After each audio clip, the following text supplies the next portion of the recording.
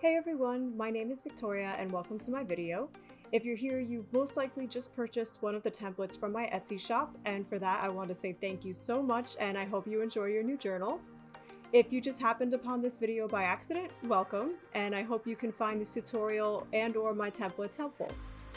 This video is to show the saddle stitch binding method I use for the Easy Print template. This is just one possible way to bind your journals though, and I encourage you to experiment and find what you like best. Also, a disclaimer, I am not a professional at this in the least, but I found this method one of the easiest and most fun ways to put these booklets together. With all that said, I think we're ready to get started.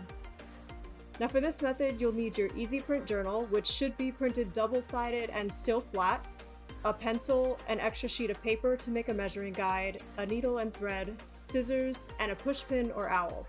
An owl will definitely be easier to use with the thickness of the actual journal, but I did make the finished journal you saw with just a pushpin. Also, as a note, I've opted to just use a few plain sheets of paper for this video to make the thread easier to see and the holes less time to make. Okay, so to start, we're going to make a measurement guide like the one on screen. It will basically make it easier to mark where the holes are going, but an old-fashioned ruler and some math could also do the same thing. Grab that extra sheet of paper and fold it in half like so. Then you're going to fold it in half another 3 times.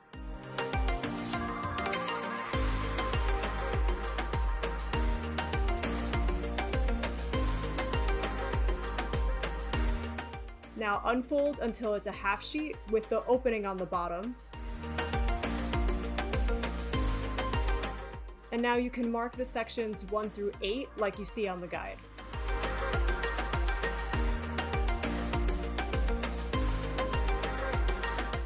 Using these numbers, you'll be able to mark 5 X's with equal spacing. You should have a mark on the seams between 1 and 2, 4 and 5, and 7 and 8, and 2 other marks above 3 and 6, each at the midpoint of their respective section.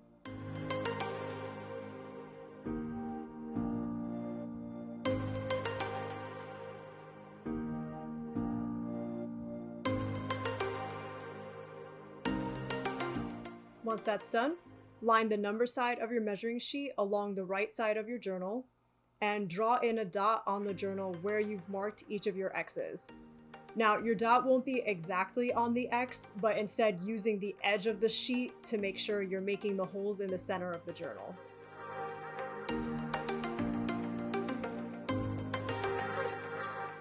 Okay, now that you have your dot guide, go ahead and use the pushpin or owl to make the holes.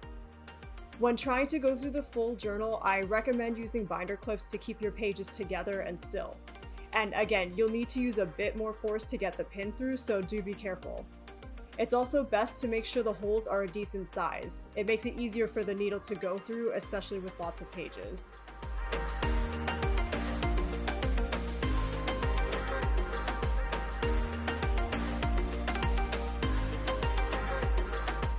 Now let's grab your needle and thread. The thread can be any color and thickness you like, just keep in mind the size of the holes you were able to make in the journal. For the thread, I found it to be roughly 3 times the length of the book, although the thicker the book, the more thread you may need.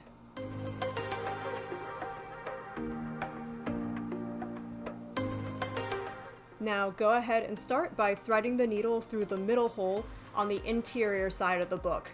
I'll refer to the 2 sides as cover and interior from now on, since they should be printed already. Make sure to leave a good bit of string like a tail to be tied later on. No need for any knots just yet. Then thread the needle through the second hole from the cover side and pull through. This is where the slightly bigger holes come in handy. I was definitely struggling a little there. And just remember to make sure that little tail isn't being pulled through yet. Now sew through the first hole via the interior side, and then back through the second hole on the cover side.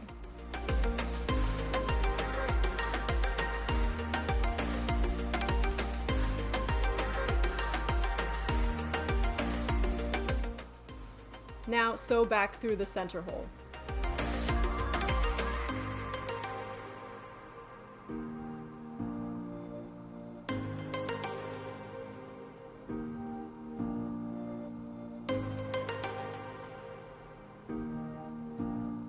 From here, you're basically repeating this process for the 4th and 5th holes.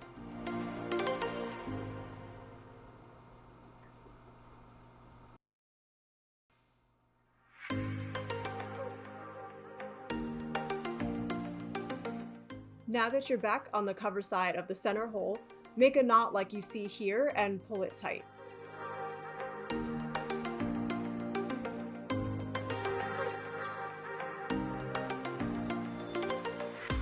Next, we're going to go back through the center hole until we can pull the knot out on the interior side.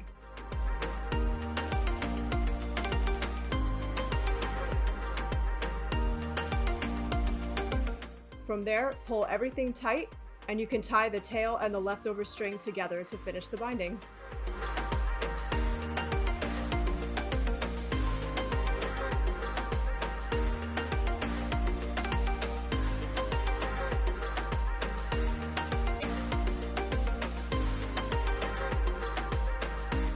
Cut off the excess string.